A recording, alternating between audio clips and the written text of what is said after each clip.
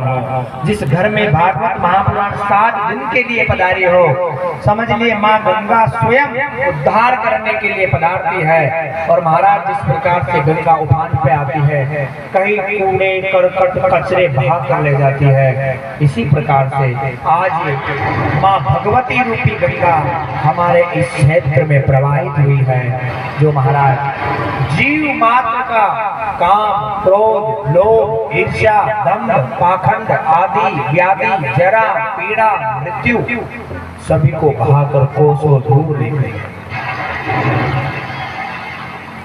क्योंकि प्रिय बंधुओं, जब ये माँ भगवती रूपी गंगा पधारती है ना, तो महाराज कूड़ा करकट को तो बहा के ले जाती है, पर ऐसा तक कहते हैं जीव आत्मा के अंदर किसी भी प्रकार का छल कपट देश द्रोह इत्यादि जो होता है उसको भी कोसों दूर ले जाकर फेंक देती है। इसीलिए प्रिय बंधुओं, ठाकुर जी कहते हैं पारस जो होता है और पारस के पास जो लोहा जाता है उस लोहे को भी पारस बनना है।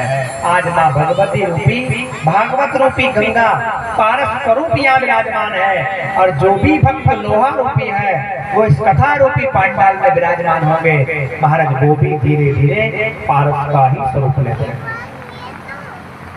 मेरे गोविंद की कृपा तो समान रूप में बरसती है। ठाकुर जी कहते हैं ना, कभी कभी मानव प्रश्न करता है, बोले ठाकुर जी महाराज ने किसी व्यक्ति के ऊपर तो बहुत बड़ी कृपा कर दी, जो बुद्धि रूपी लक्ष्मी उसके ऊपर है, ज्ञान रूपी लक्ष्मी उसके ऊपर है, और तो और महाराज इतना तक कहते हैं कि ठाकुर जी महाराज ने उसके ऊपर तो इतनी बड़ी कृपा करी, वो तो प्रसन्नता पूर्वक जीवन का निर्वाह कर रहा था।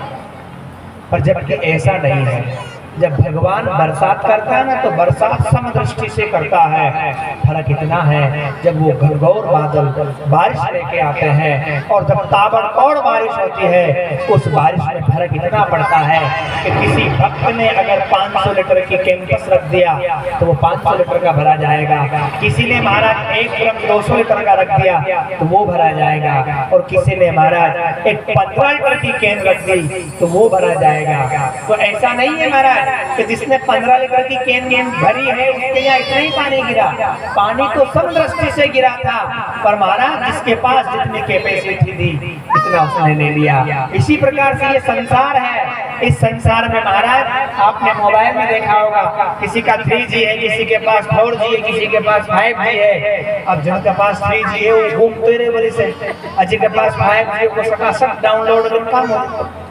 इसी प्रकार से ये संसार है। और इस संसार में प्रिय बंधुओं 5G अगर बनना है ना, तो आपको सबसे पहले तो बड़ा फर्स्ट क्लास चार्ज होना पड़ेगा, और चार्ज होने के लिए मेरे गोविंद के समक्ष बैठना पड़ेगा। और जो गोविंद के समक्ष बैठते हैं ना प्रिय बंधुओं, वो इस संसार में सुखी होकर अंत में वैकुंठ को चले।